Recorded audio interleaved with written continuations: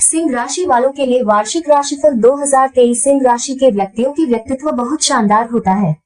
इनका व्यक्तित्व इनकी राशि के प्रतीक चिन्ह शेर के समान होता है। आपके राशि स्वामी सूर्य है। सिंह राशि के लोगों के स्वभाव में नेतृत्व का गुण जन्मजात होता है। यह लोग निडर, साहसी और दृढ़ निश्चयी होते हैं। यह लोग एक राजा की तरह जिंदगी जीने में यकीन रखते हैं। इनका व्यक्तित्व बेहद जोशीला और आकर्षक होता है। यह लोग बेझिझक अपनी बात सबके सामने रखते हैं और अपने फैसलों पर अड़े रहते हैं। इनके अनोखे अंदाज की वजह से लोग इनके प्रति बहुत जल्दी आकर्षित हो जाते हैं। यह लोग सच्चे दोस्त साबित होते हैं। स्वभाव से यह लोग बहुत ईमानदार होते हैं। करियर, यह वर्ष करियर के लिहाज से काफी महत्वपूर्ण रहेगा। दशम भाव से दशम भाव पर स्थित राशि स्वामी शनि, जो कि 17 जनवरी से आपके 7वें भाव पर गोचर करेंगे, व्यापारिक व्यवस्थाओं के लिए नई योजनाओं को साकार करने में आपकी बहुत मदद करेंगे। अप्रैल के बाद देव गुरु बृहस्पति का गोचर मेष राशि यानी आपके भाग्य भाव में होगा। देव गुरु बृहस्पति आपके व्यापार और नौकरी में कुछ नई उपलब्धियों को मिलने का संकेत करते हैं। इस साल आप किसी के साथ साझेदारी में कोई नया व्यापार शुरू कर सकते हैं। इस साल आपके गुप्त शत्रु आपके सामने पूरी तरह से परास्त होंगे। सिंह राशि के जो जातक नौकरी में है, उनको अपनी नौकरी में भरपूर मान सम्मान मिलेगा। परिवार, सिंह जातकों के परिवार में इस वर्ष सामंजस्य बना रहेगा, तो कभी कभी परिवार में दिक्कतों का सामना भी करना पड़ सकता है। जीवन साथी के साथ राशि से 7वें भाव पर शनि वैसे परिस्थितियों को बेहतर रखेगी, लेकिन कभी कभी सामंजस्य बनाए रखने की जरूरत होगी। अप्रैल तक अष्टम भाव में शनि पारिवारिक जीवन को बेहतर बना रहे हैं। अप्रैल के बाद बृहस्पति योग कारक होंगे संतान भाव पर। उनकी दृष्टि संतान की इच्छा रखने वाले दंपतियों के लिए सहायक सिद्ध होगी। स्वास्थ्य, इस वर्ष सिंह राशि के जातकों को स्वास्थ्य संबंधी परेशानियां कम रहेंगी। छठे भाव के स्वामी शनि अपनी मूल त्रिकोण राशि कुंभ में गोचर करेंगे। शनि का यह गोचर स्वास्थ्य संबंधित परेशानियों की समाप्ति का संकेत देता है। अष्टम भाव में स्वराशि के बृहस्पति किसी पुरानी स्वास्थ्य की समस्या से छुटकारा मिलने का संकेत करते हैं, लेकिन अप्रैल के बाद कुछ सावधानियां आपको रखनी चाहिए, जिससे कि पुरानी कोई बीमारी फिर से आपको परेशान न कर सके। आर्थिक स्थिति, आर्थिक मामलों में यह वर्ष बेहतर रहेगा। आकस्मिक लाभ हो सकता है। अष्टम भाव पर अप्रैल तक विराजित देव गुरु बृहस्पति और उसके पश्चात नवम भाव में बृहस्पति और राहु का गोचर आकस्मिक धन लाभ का संकेत मिलने की संभावना का संकेत करता है। आपके लाभ भाव और द्वितीय भाव के स्वामी बुध इस वर्ष आपके लाभ और खर्चे में संतुलन बनाकर रखने वाले हैं। अच्छी जगह निवेश कर सकते हैं, जिसमें भविष्य में आपको कुछ बड़ा लाभ हो सके। परीक्षा, प्रतियोगिता, शिक्षा के क्षेत्र में उच्च शिक्षा की तैयारी कर रहे जातक अप्रैल तक अपनी पढ़ाई पर ध्यान केंद्रित कम कर पाएंगे।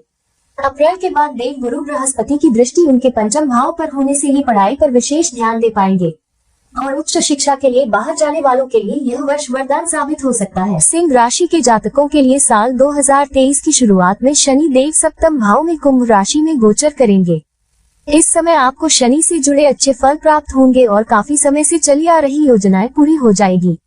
अप्रैल मध्य तक गुरु का गोचर आपके अष्टम भाव में हो रहा है, जिससे आपको धन से जुड़ी मामलों में कठिनाई आ सकती है। इस समय आपकी शुभ कार्यों में देरी हो सकती है, लेकिन 22 अप्रैल के बाद गुरु भाग्य स्थान में गोचर कर आपके धर्म भाव को मजबूत करेंगे। आपकी धार्मिक यात्रा सफल होगी। इस समय राहु गुरु के साथ युति कर गुरु चांडाल योग का निर्माण करेगा, जिससे पिता को सेहत से जुड़ी कोई समस्या हो सकती है। इस समय आप ऐसा कोई भी काम नहीं करें जो धर्म के विरुद्ध हो। साल का एक और बड़ा गोचर अक्टूबर के अंतिम दिनों में होगा, जब राहु और केतु 30 अक्टूबर को क्रमशः मीन और कन्या में प्रवेश कर जाएंगे। राहु का 8वें भाव में गोचर, केतु का मारक स्थान में गोचर स्वास्थ्य के लिहाज से अनुकूल नहीं कहा जा सकता है। इस समय राहु आपको भ्रमित करने का काम करेंगे और आप लोगों की बातों में आकर अपना ही नुकसान करवा लेंगे। यहाँ बैठा राहु जुआ और लॉटरी में धन हानि की ओर संकेत कर रहा है। बाकी और दूसरे ग्रहों के गोचर भी समय समय पर इस वर्ष 2023 में आपके जीवन में बदलाव लाएगा। जनवरी आपके लिए वर्ष की शुरुआत में ही लग्नेश सूर्य और धनेश बुध राजयोग बनाकर पंचम में विराजमान है और आपके लाभ स्थान को प्रभावित कर रहे हैं। इस समय आपको सरकार से धन लाभ हो सकता है। मीडिया और लेखन से जुड़े जातकों की शुरुआत बढ़िया रहने वाली है। माह के मध्य में सूर्य शत्रु भाव में गोचर कर शत्रुओं से निजात दिलवाने का काम करेंगे और 17 जनवरी को शनि सप्तम में गोचर कर भाग्य भाव को पुष्ट करने वाले हैं। इस समय गुरु के 8वें और भाग्य भाव में बैठे राहु पर शनि की दृष्टि के कारण जीवन में उतार चढ़ाव बना रह सकता है। इस समय आत्मबल की घटनाओं को समझना होगा। दशम में मंगल कार्य स्थल पर ऊर्जा बनाकर रखने वाले होंगे और यात्राओं से लाभ होगा। फरवरी माह में सप्तम भाव में शनि शुक्र सूर्य की युति आपकी पत्नी के लिए थोड़ा कष्टकारी हो सकती है। इस समय जीवन साथी की सेहत को लेकर सावधान रखना होगा। वहीं छठे भाव में बुध का गोचर प्रतियोगी परीक्षा की तैयारी कर रहे जातकों को सुख प्रदान करने वाला होगा। मंगल की चौथे भाव पर दृष्टि के कारण आपकी रुचि वाहन या भवन खरीदने में जा सकती है। इस समय इंजीनियरिंग से जुड़े जातकों के लिए समय अच्छा रहेगा। स्त्री जातकों को इस माह शुक्र के सहयोग अच्छे परिणाम प्राप्त होंगे। उच्च का शुक्र नए कारोबारी संबंध बनाकर आपको धन लाभ करवाने वाला होगा। तीसरे भाव में केतु का गोचर भाई बहनों से विवाद का कारण बन सकता है। मार्च के माह में मंगल का महत्वपूर्ण गोचर जीवन में बदलाव लेकर आने वाला है। मंगल का गोचर दशम भाव से निकलकर लाभ भाव में होगा। वहीं शुक्र की युति भी भाग्य स्थान में राहु के साथ होगी। इस समय आपको अपने भाइयों और परिवार से लाभ होने के योग है। आपको अपना काम शुरू करने के लिए परिवार से मदद मिलेगी और आपका मन प्रसन्न होगा।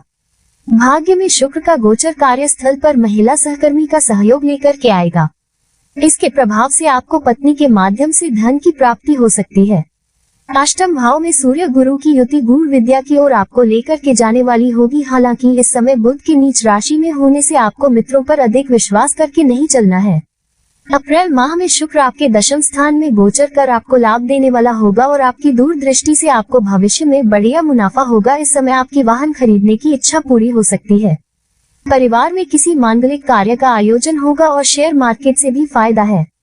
22 अप्रैल को गुरु मेष में होंगे और वही उच्च के सूर्य के साथ राहु की युति होगी। मेष राशि में सूर्य राहु गुरु बुध की यह युति आपके भाग्य को प्रबल कर सत्ता प्राप्ति में मदद करेगी। इस समय भाग्य पर देव गुरु की कृपा से आपके अटके काम पूरे होने लगेंगे और आपको यात्राओं से लाभ होगा। इस समय अपने पिता से आपको कोई बड़ी मदद मिल सकती है, लेकिन शनि की सूर्य राहु पर दृष्टि के कारण पिता की सेहत का ध्यान रखना होगा। मई के माह में नीच के मंगल का गोचर आपको रक्त से जुड़ी कोई बीमारी दे सकता है। अगर आपको हृदय से जुड़ी कोई बीमारी है तो सावधान रहना होगा। इस समय पराक्रम भाव में बैठे केतु पर मंगल की दृष्टि किसी चोटका का कारण बन सकती है। इस समय आपको अति उत्साह में कोई गलत काम नहीं करना है। लाभ भाव में सूर्य शुक्र की युति स्त्री और मित्रों के माध्यम से सहयोग करवाने वाली रहेगी। इस समय आपका प्रेम प्रस्ताव मंजूर किया जा सकता है। इत्र कपड़े के कारोबार से जुड़े जातक अच्छा धन अर्जित करेंगे। इस मई फैशन और ग्लैमर की दुनिया से जुड़ी महिला जातकों को कोई बड़ी कंपनी से ऑफर आ सकता है। विदेशी निवेश के लिए समय अनुकूल है।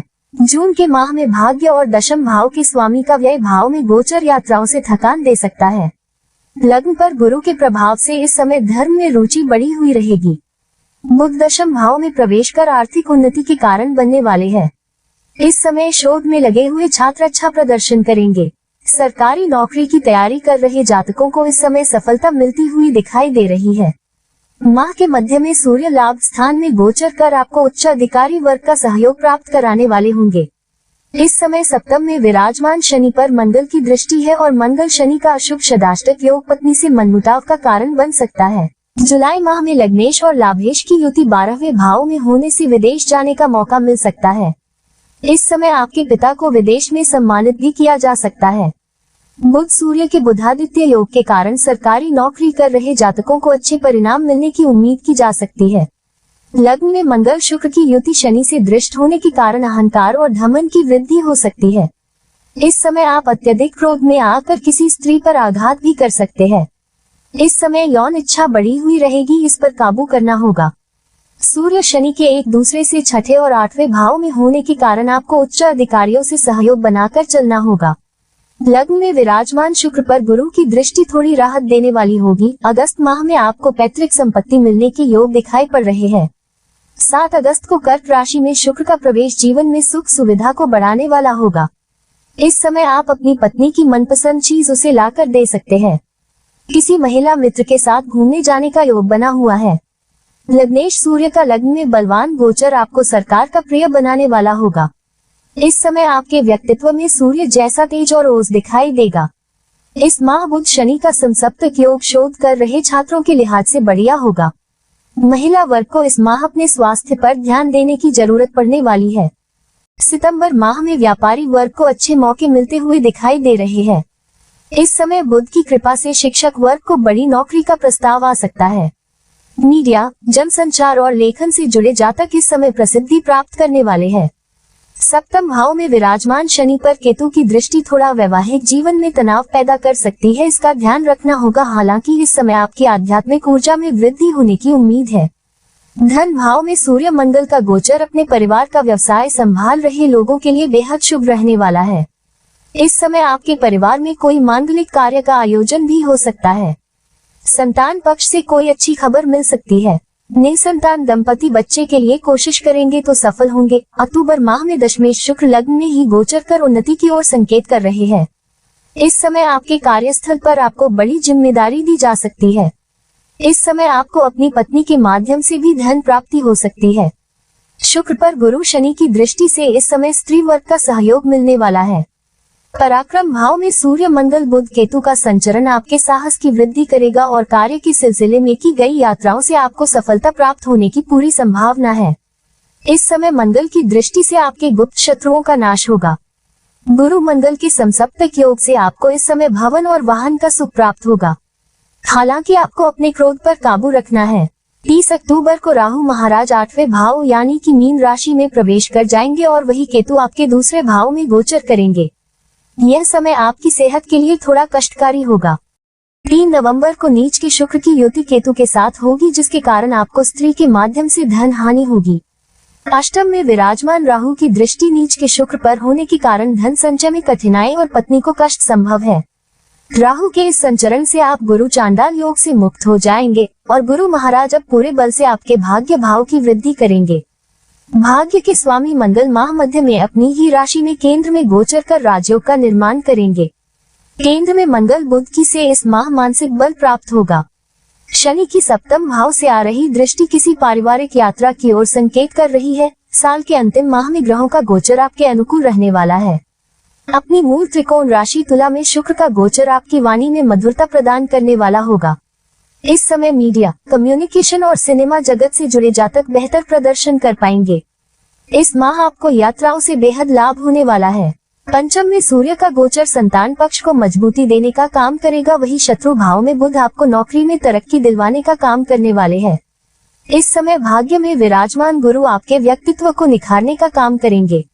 आपका एक आध्यात्मिक दृष्टिकोण जीवन को नई दिशा देने का काम करेगा।